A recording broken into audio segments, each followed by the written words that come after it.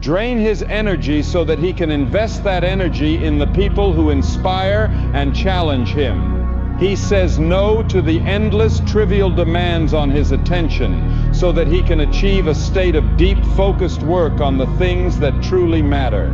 Your no is a more powerful tool for creation than your yes. Every time you say no to something that is not aligned with your core purpose, you are saying a profound and powerful yes to the life you are trying to build. There is a question that haunts the quiet moments of your life, a ghost in the machine of your own consciousness. It is the question that surfaces in the dead of night, in the reflection of a tired face in the mirror, in the deafening silence, after another day has slipped through your fingers, leaving you in the exact same place you were yesterday. And that question is, why me? It is the anthem of the victim, the prayer of the powerless. Why me? The struggle. Why me? The relentless pressure. Why me? The endless series of obstacles that seem to rise up every time you try to move forward. You have asked this question 1,000 times, in 1,000 different ways, and each time you ask it, you unknowingly forge another link in the chains that bind you to your current reality. You are casting yourself as the passive subject of a cruel and indifferent universe. But I am here today to tell you that you have been asking the wrong question. And by asking the wrong question, you have been getting the wrong answers and living the wrong life. Today, right now, we are going to flip the question. We are going to abandon the language of the victim and adopt the language of the victor. We are going to stop asking, why me? And we are going to start asking with the full force of our being, the one question that has the power to change everything. Why not me? Why not you? Why not you be the one who finally breaks the cycle of mediocrity that has plagued your family for generations? Why not you be the one who wakes up before the sun, not because you have to, but because you have a purpose that is more compelling than the comfort of your own bed? Why not you be the one who walks into the gym when every fiber of your being is screaming for rest? The one who does the extra rep, the one who embraces the pain of growth while others are embracing the comfort of stagnation? Why not you be the one who builds an empire from the dust of your own past failures, who creates a masterpiece from the wreckage of a broken life? Why not you be the one who chases down the dream that everyone, including the cynical voice in your own head, said was impossible? You have spent your life looking at greatness as something that happens to other people, a spectacle to be admired from a safe distance. You have been a spectator in the arena of your own potential. The question, why not me, is a declaration of war on that passive identity. It is the act of vaulting over the barrier, of stepping onto the blood and sand of the arena, and of raising your own sword to the sky. It is the assertion that you are no longer content to simply watch the story of greatness unfold. You are now demanding the right to write your own chapter. Let's be brutally honest with each other. This is not the first time you have stood at this crossroads. How many times have you made the promise to yourself? How many times in a moment of fleeting inspiration or deep frustration have you sworn that this time would be different? You drew a line in the sand. You told yourself that this was the day you would finally commit, that you would stop making excuses, that you would become the disciplined, focused, unstoppable person you have always known you could be. You felt the surge of motivation. You made the plan. You bought the gym membership. You wrote down the goals. And for a day, or a week, it felt real. But then, inevitably, life turned up the volume. The initial excitement faded, replaced by the monotonous, grinding reality of the actual work. The alarm clock went off in the cold darkness, and the promise you made to yourself in the light of day suddenly seemed like a foolish and distant dream. An old distraction resurfaced. An unexpected obstacle appeared, and just like that, with a quiet and familiar sense of shame, you broke the promise to yourself. Again, you let yourself down. Again, you confirm the quiet, insidious belief in the back of your mind that you are the kind of person who starts but never finishes. But what if this time was different? I want you to truly consider this, not as a hopeful fantasy, but as a strategic possibility. What if this time you didn't stop halfway? What if when that moment of resistance arrived, the moment where you would normally fold, you instead took a deep breath and took one more step? What if this time you didn't let the voice in your head, that well-rehearsed lawyer for your own limitations, talk you out of your own greatness? What if you heard its arguments, acknowledged its fears, and then calmly and deliberately did the thing anyway? What if this time you didn't just talk about becoming the person you wanted to be, but you started acting like him right now in this very moment? The shift from the life you have to the life you want is not a matter of talent or luck or resources. It is a matter of a single, profound, and world-altering decision. The decision to follow through, the decision to honor the commitment you have made to yourself, not because it is easy, but because it is hard, and because you have finally realized that the pain of discipline is infinitely lighter than the crushing, soul-destroying weight of regret. You must understand that the universe you inhabit is not a place of comfort. It is a place of resistance. Growth does not happen in the safe, warm, and comfortable center of your existence. It happens out on the jagged, windswept edge of your own perceived limits. You think comfort is your friend, your reward for a hard day's work. But comfort is a cage. It is a golden, velvet-lined cage that slowly and gently suffocates your potential. It is the enemy of your ambition. It is the drug that keeps you satisfied with a life that is a fraction of the one you are capable of living. The people who achieve extraordinary things are not the ones who have sought out a life of comfort. They are the ones who have learned to make a home in the heart of discomfort. They have come to understand that the struggle, the pain, the resistance, these are not obstacles to their journey. They are the journey itself. The muscle does not grow without the tearing of its fibers. The steel is not forged without the fire and the hammer. Your character, your resilience, your greatness, they will not be born in a state of ease. They will be carved out of you by the relentless, abrasive, and ultimately beautiful process of struggle. So stop telling yourself the lie that you need more resources. You do not need more resources. You need more resourcefulness. This is the fundamental alchemy of all great achievers. They are not the ones who were given the most. They are the ones who did the most with what they were given. They did not wait for the perfect set of tools. They took the one or two tools they had, and they began to build imperfectly, awkwardly.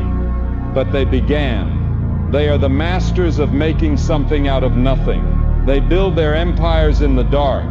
They train when no one is watching. They study when everyone else is being entertained. They do not see a lack of resources as a stop sign. They see it as a creative challenge, a test of their own ingenuity. A lack of money forces you to become more creative. A lack of time forces you to become more focused. A lack of support forces you to become more self-reliant. Your perceived disadvantages are not your weakness. They are the very source of your unique and undeniable strength. If you have the courage to see them that way, the world is full of people with every advantage who have produced nothing of worth.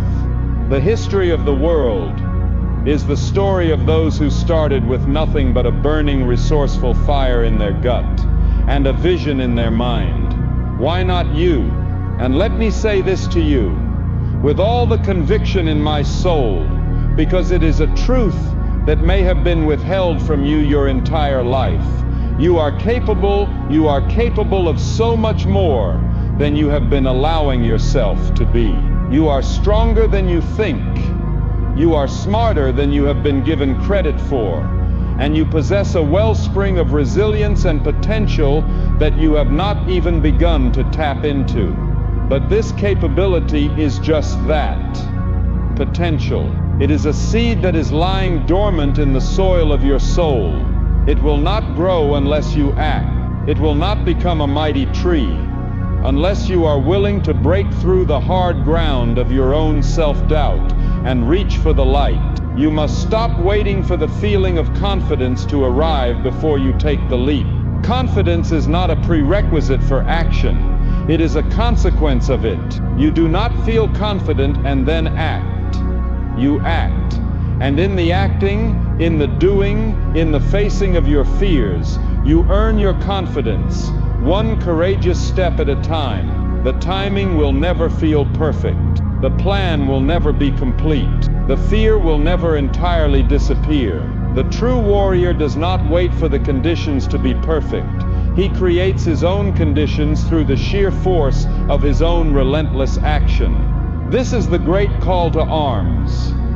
The world is throwing challenges at you every single day, and you have to decide if you are the kind of person who is going to meet those challenges with a sense of dread or with a sense of hunger.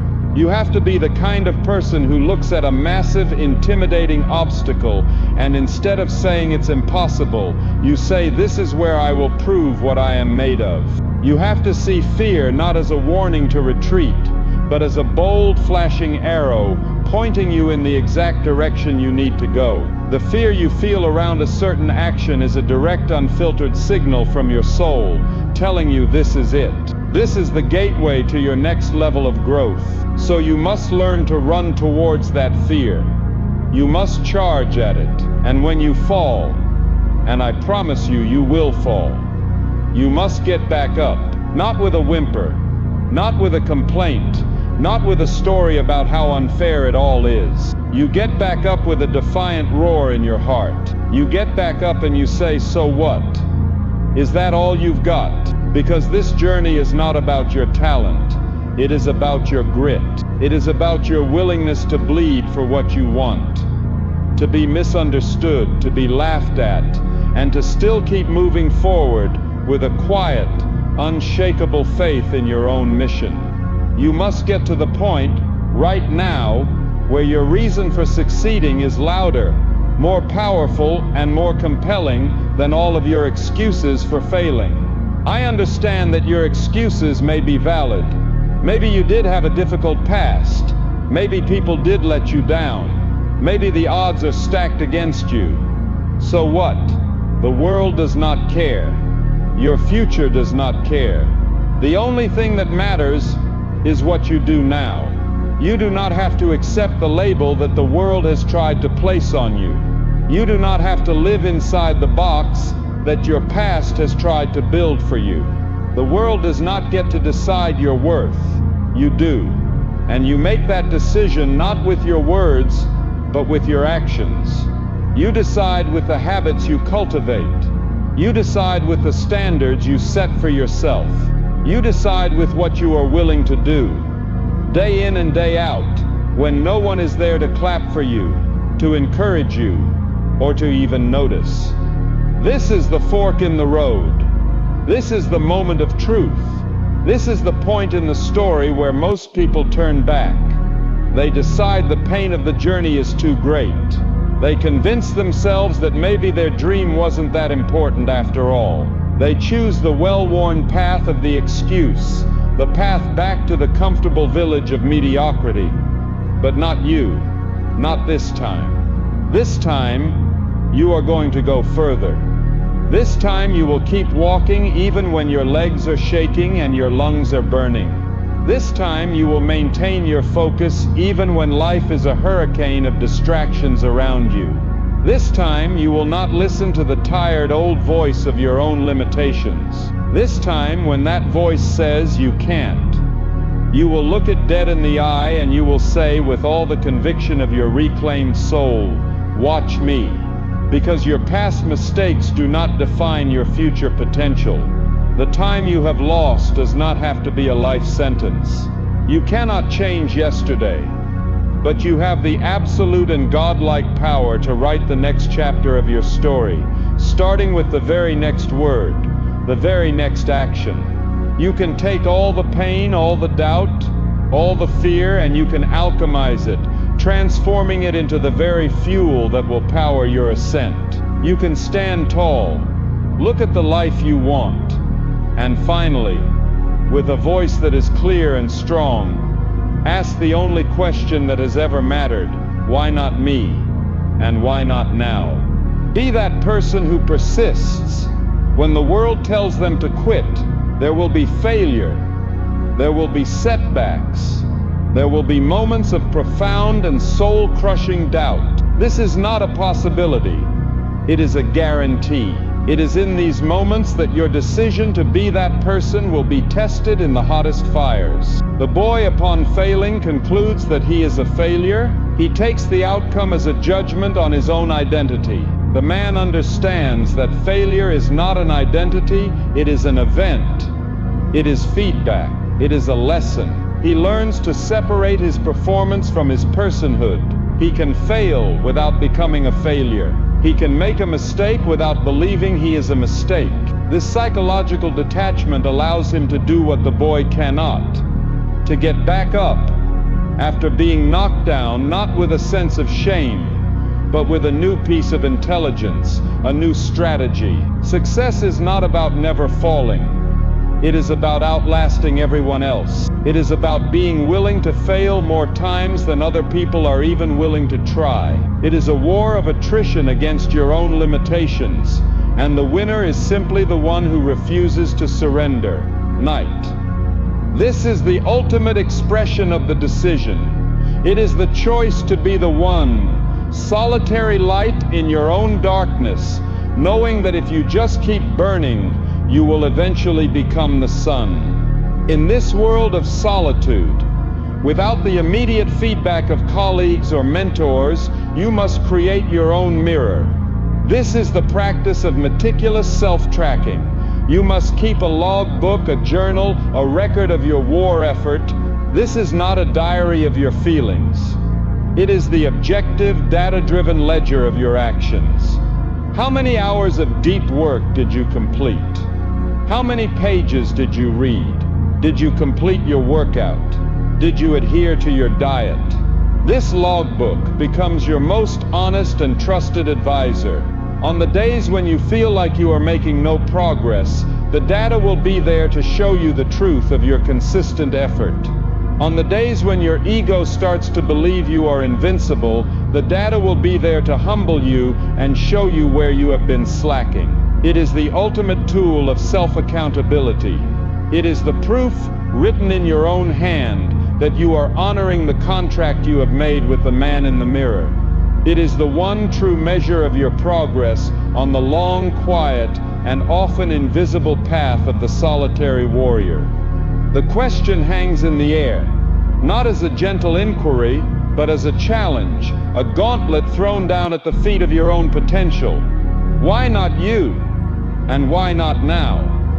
The world is filled to the brim with the ghosts of almost men, the quiet, lingering specters of what could have been. You know them. You see them every day. They are the men who had the brilliant idea but never launched the business.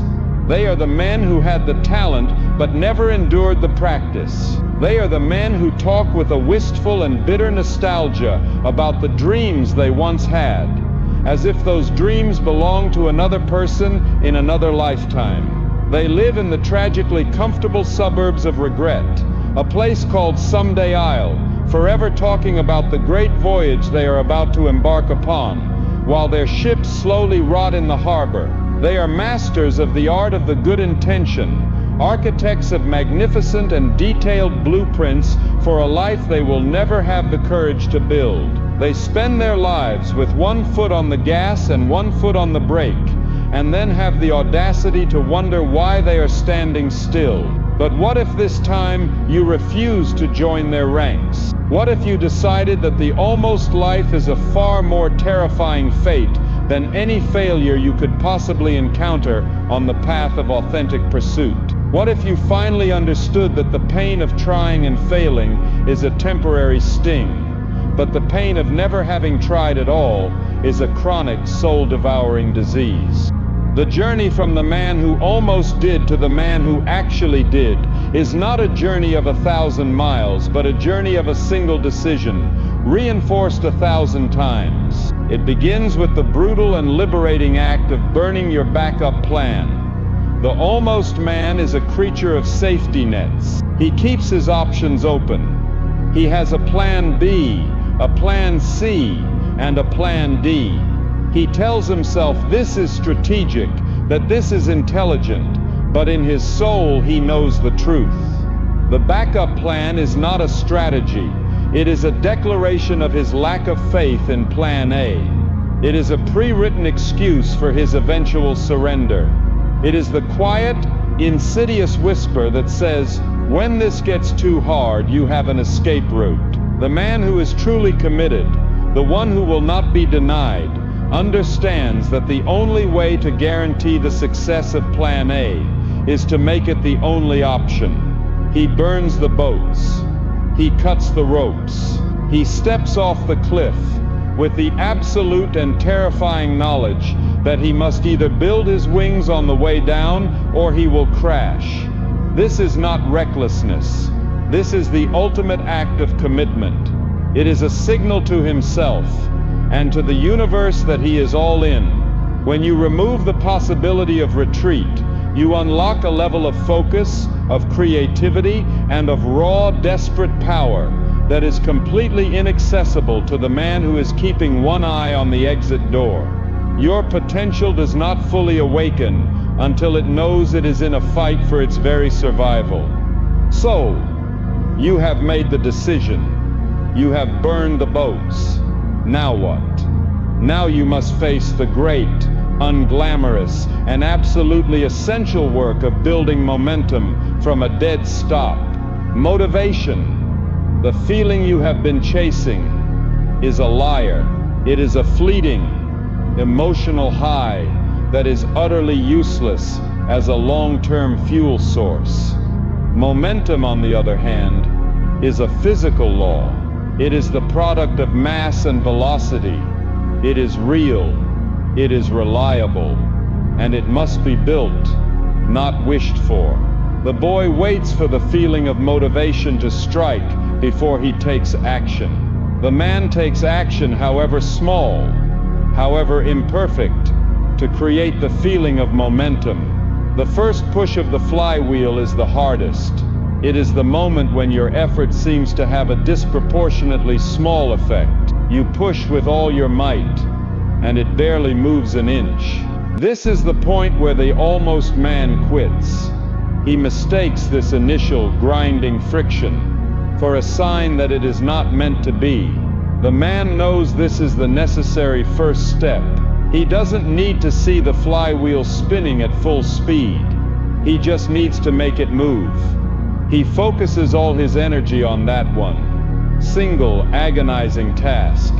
Get it moving. This is the power of the small, stupidly simple, and relentlessly consistent action. You do not need a perfect, complex plan. You need to take the next most obvious step.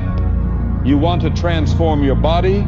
The next step is not to design the perfect year-long workout program. The next step is to put on your shoes and walk out the door for 10 minutes. You want to write a book?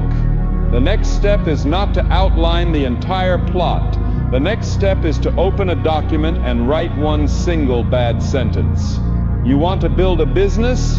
The next step is not to secure $1 million in funding. The next step is to make one phone call to a potential customer. These small, seemingly insignificant actions are everything. Why? Because they are the building blocks of momentum. They are proof. They are a physical refutation of the lie of your own inertia.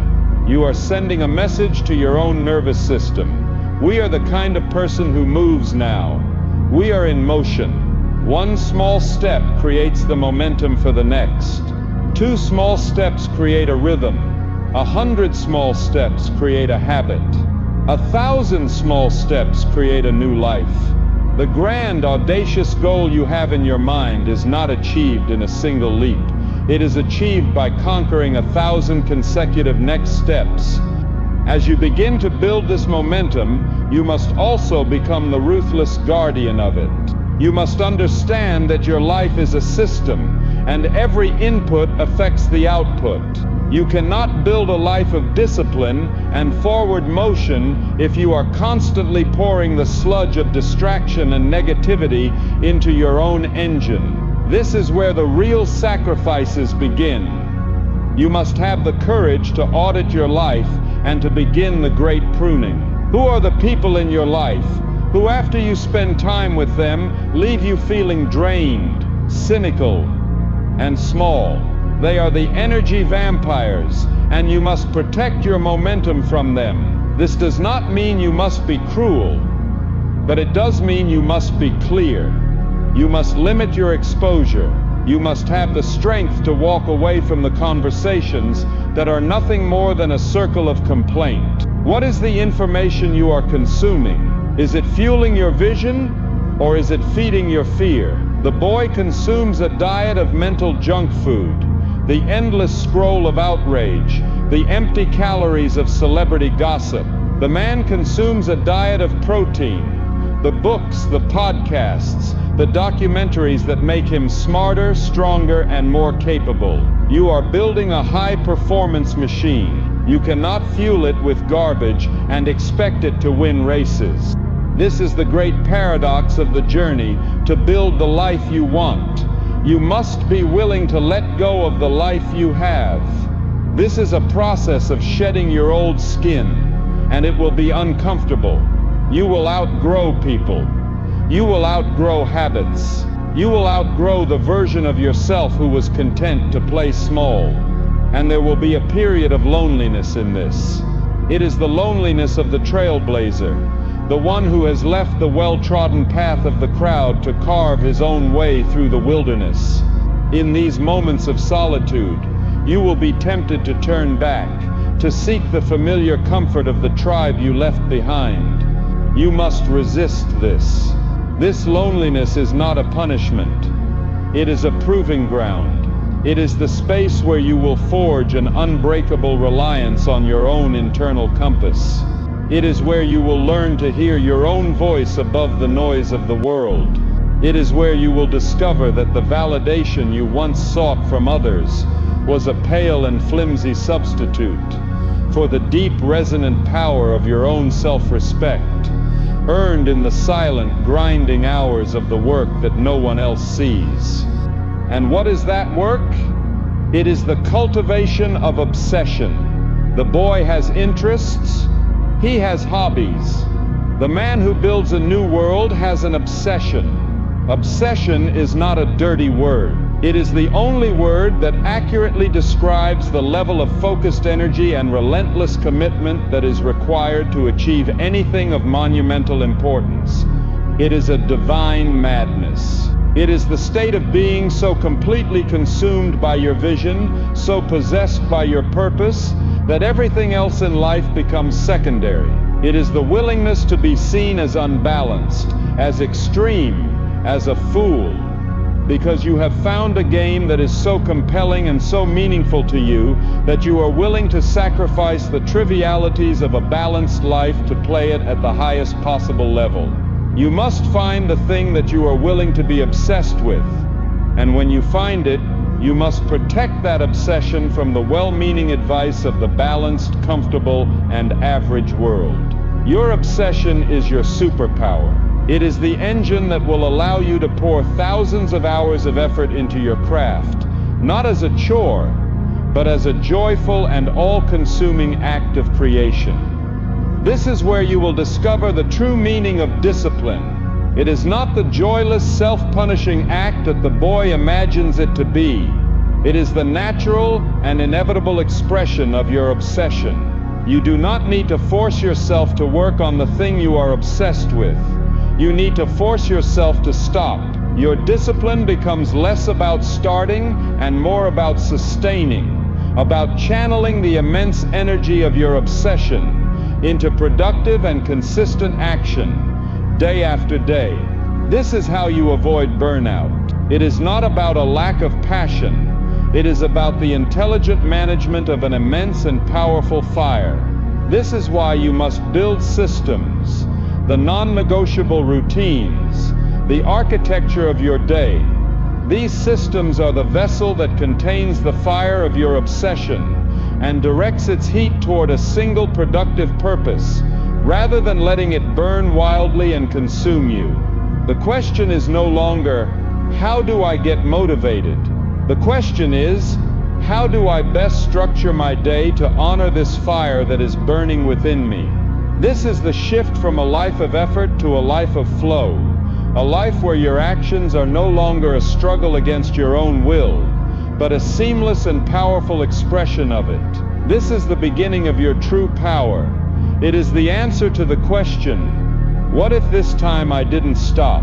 It is the commitment to not just starting the engine, but to building a life that is a worthy vehicle for the unstoppable force you have finally unleashed. Your greatest life is waiting for you on the other side of mental clarity, but that clarity is not a gift.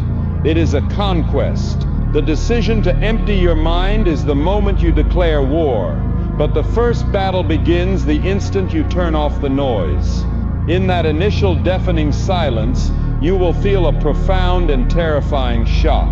The addiction to distraction, to the constant influx of information and stimulation, is real. Your mind, conditioned for chaos, will scream in protest. It will invent 1,000 urgent reasons to pick up your phone, to turn on the television, to fill the void. This is the first test. You must have the discipline to sit in that uncomfortable silence, to endure the withdrawal, and to understand that this initial agony is the feeling of the prison doors beginning to creak open. It is the feeling of a muscle, atrophied from years of disuse, being activated for the first time. You must not flinch. You must not retreat back into the comfortable noise of the cell. That is a worthy vessel for his reason, boltater than his own comfort. This unstoppable force you have finally unleashed, this commitment to a life where you do not stop, is not a guarantee of a smooth or easy journey. In fact, it is the exact opposite.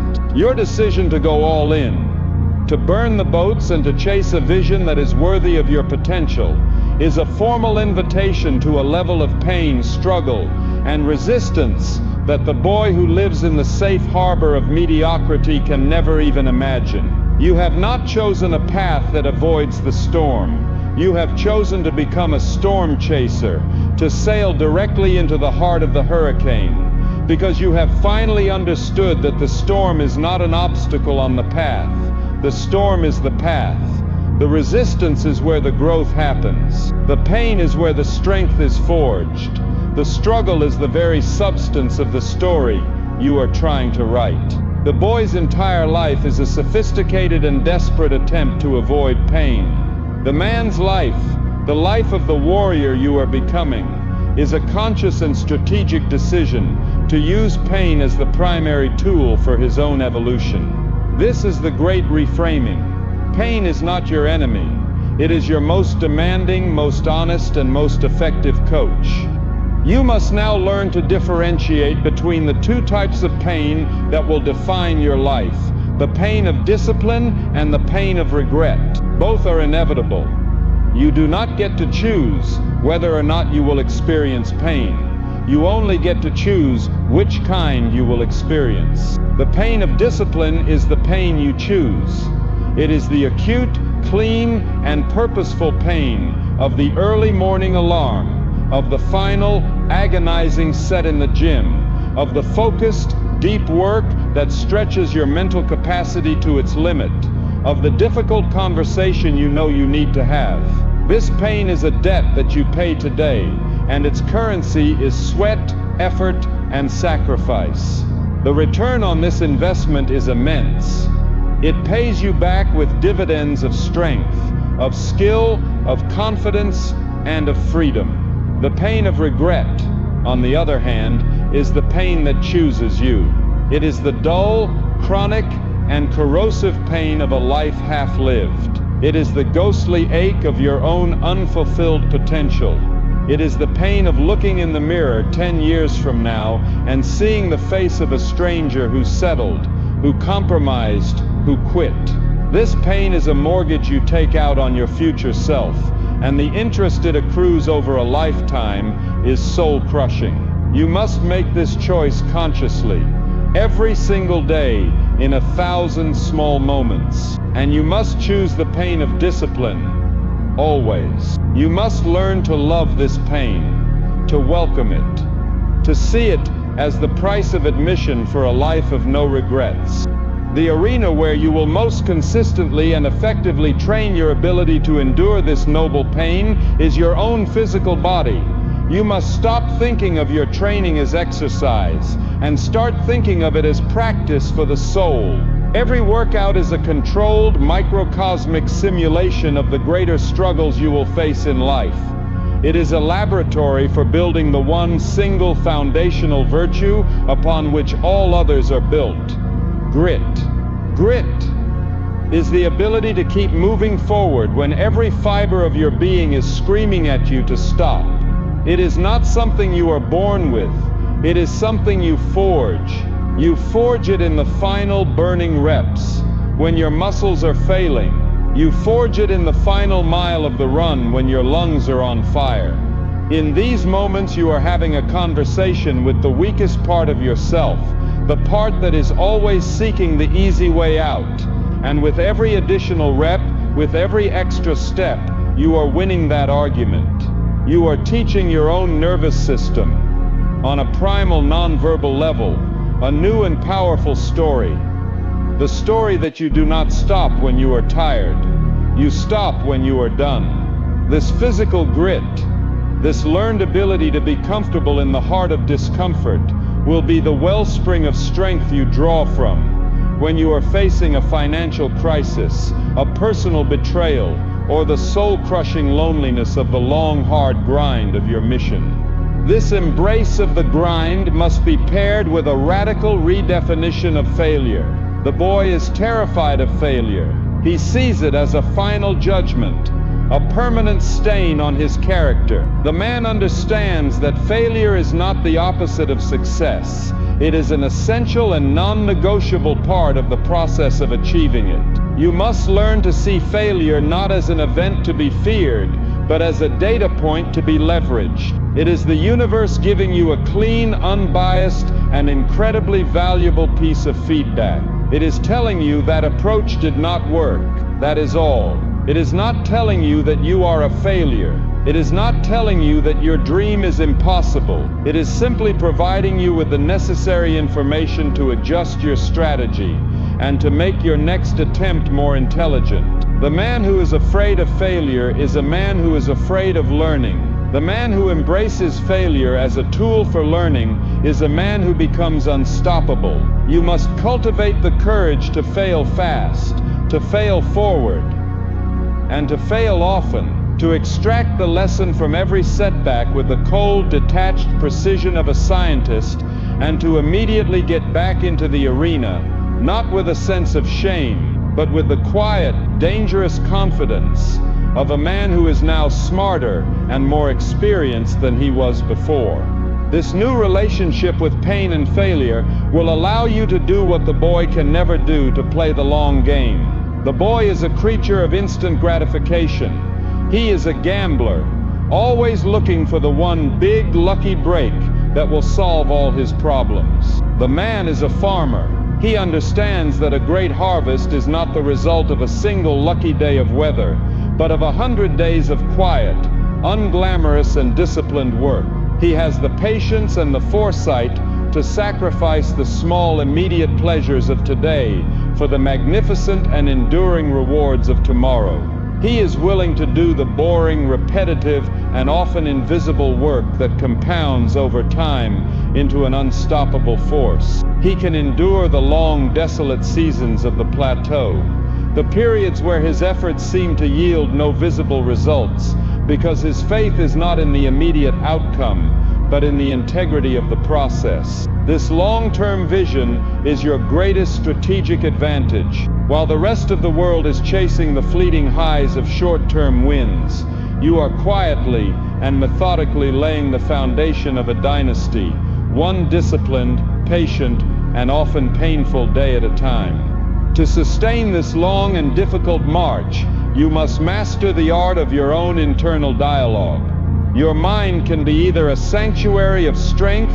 or a torture chamber of your own making. The boy is a victim of his own internal monologue. He allows the voice of the inner critic, the catastrophizer, and the excuse maker to run his life. He believes every negative thought that floats through his consciousness. The man understands that he is not the voice in his head. He is the one who is listening to the voice. And because he is the listener, he has the power to choose which voices to give authority to. You must become the conscious and deliberate commander of your own self-talk. You must learn to catch the negative, self-sabotaging thoughts as they arise and to challenge them. You must consciously and repeatedly replace the language of the victim. This is too hard. With the language of the warrior. This is the price I am willing to pay. You must become your own most powerful and most demanding coach, your own most compassionate and most inspiring ally. You must speak to yourself with the same level of respect, of belief, and of tough love that you would offer to someone you were sworn to lead into battle. Your self-talk is the constant ambient soundtrack of your life. It is the water you are swimming in. You have the power to ensure that this water is not a toxic swamp of negativity, but a clean, clear, and powerful current that is always moving you in the direction of your why. Ultimately, the answer to the question, what if this time you didn't stop, lies in your ability to find a strange and profound sense of purpose in the struggle itself. The boy sees the struggle as the unfortunate and painful price he must pay to get to the destination. He endures the journey so that he can one day arrive at a place of rest.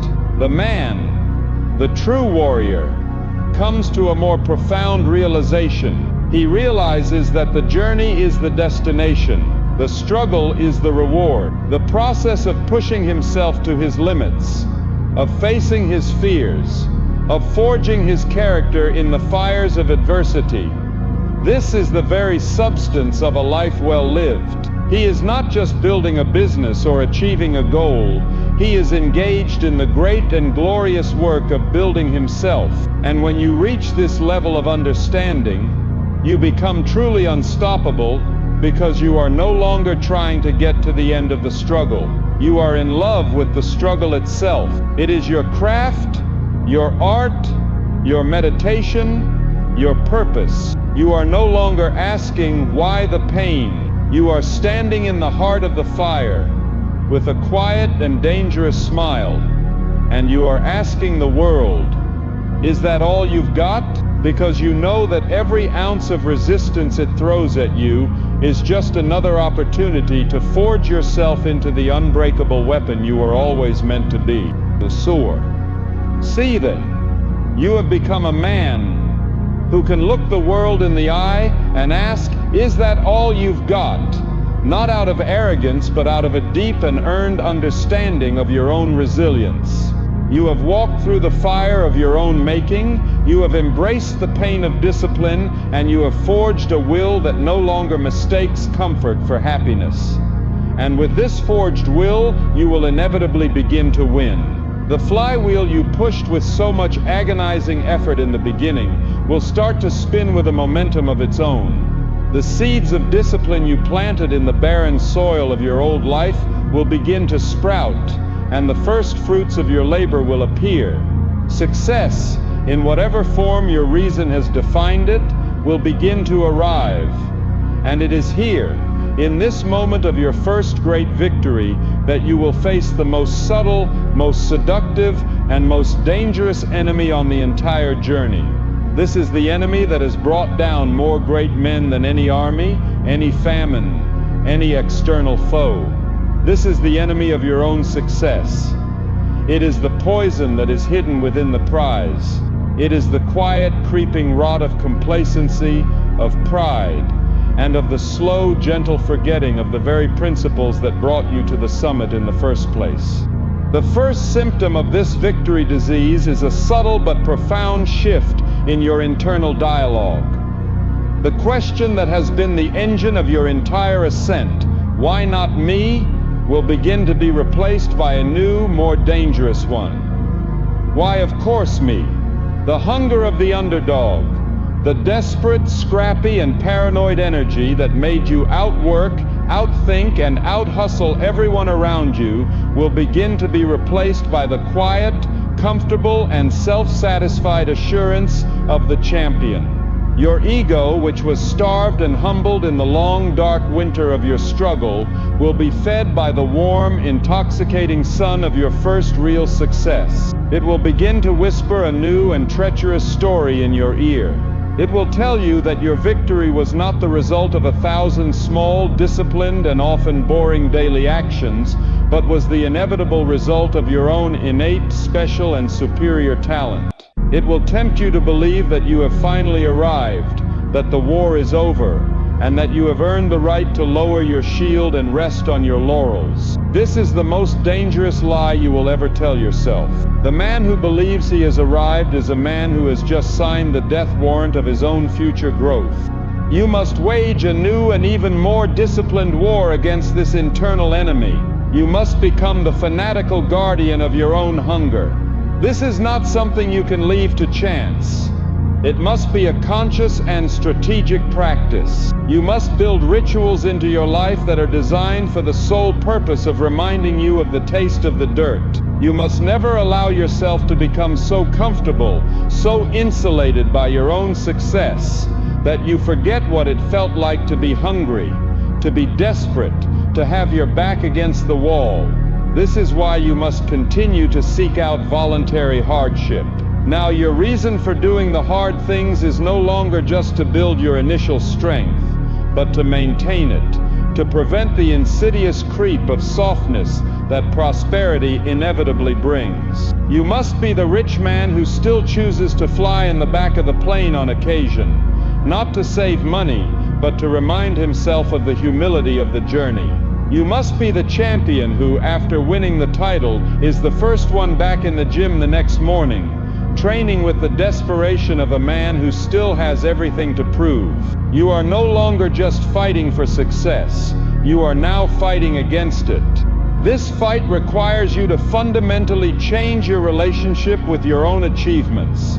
The boy collects his victories like trophies, placing them on a shelf to be admired. They become his identity. He is the man who did that thing. This is a trap, because an identity that is based on a past achievement is an identity that is destined to become a museum piece, a relic of a former glory. The man understands that his past victories are not monuments to be worshipped, but are merely data points, lessons to be integrated. His identity is not in what he has done, but in the process of what he is doing. He is not a successful person. He is a person who is relentlessly engaged in the process of growth and contribution. This allows him to remain detached from his own successes. He can celebrate the win. He can learn from it, but he does not become it. He remains a student, a craftsman, a warrior on an infinite journey. He knows that the moment you fall in love with your own trophy case is the moment you stop doing the work that is required to fill it. You must now deliberately surround yourself with a new and more dangerous set of challenges. The mountain you have just climbed, the one that seems so impossibly high from the bottom, will now, from its summit, look like a mere foothill. From this new vantage point, you can see a whole new range of taller, more treacherous peaks that were previously invisible. The boy, having climbed his mountain, wants to build a house at the top and enjoy the view for the rest of his life. The man is captivated by the new horizon. The achievement of one great goal must be the immediate catalyst for the setting of a new, even more terrifying one. This is not a restless and unhappy pursuit of more. For the sake of more, it is the joyful and necessary expression of your own expanded potential. The struggle of the last climb has forged you into a more capable climber. To not seek out a greater mountain to climb, would be a betrayal of the strength you have built. You owe it to the man you have become to find a war that is worthy of your new and formidable power. In this new, higher stakes war, you must resist the temptation to insulate yourself from the truth. Success has a way of creating an echo chamber. People begin to tell you what you want to hear. They flatter you. They agree with your ideas. The raw, honest feedback of the world begins to be filtered through layers of politeness and self-interest. You must fight this. You must fight this. You must actively and aggressively seek out the truth, especially when it is uncomfortable. You must cultivate relationships with mentors and peers who are not impressed by your success, who are willing to challenge you, to disagree with you, and to tell you that your new, brilliant idea is in fact foolish. You must remain a student of your craft, constantly seeking out new knowledge, new techniques, and new perspectives that challenge your own established and successful models. The arrogance of the successful man is to believe that he has found the final answer. The humility of the master is to know that he is always a beginner, and that the final answer is a horizon that he will be chasing for the rest of his life. And so you come to the final, profound, and beautiful realization of the journey. The answer to the question, what if this time you didn't stop, is that you never, ever get to stop. The finish line you were chasing was a mirage. The final destination of arrival was a fiction. The true prize was not the achievement of the goal, but the forging of a soul that is capable of the endless and glorious pursuit of its own becoming. Your reason, your great why, was not just a tool to get you from point A to point B. It is a compass that will guide you on an infinite journey of growth, of contribution, and of service. You have not escaped the struggle. You have simply earned the right to engage in a higher and more meaningful quality of struggle. You have traded the desperate, panicked struggle for survival for the noble, purposeful struggle of the creator, the leader, the master who is dedicated to pushing the very boundaries of what is possible. And it is in this endless, joyful, and relentless struggle that you will find your ultimate answer to the question, why not me? Because the universe does not grant greatness to those who are seeking a life of rest. It grants it to those who, having tasted victory, look out at the endless horizon of their own potential, and with a fire in their eyes that is even brighter than when they began, they ask, what's next? Death of the excuse. This is the birth of true freedom. It is the understanding that while you cannot always control what happens to you, you have absolute and total control over how you respond. And in that response lies the power to shape your own destiny. From a life of consistent, honorable action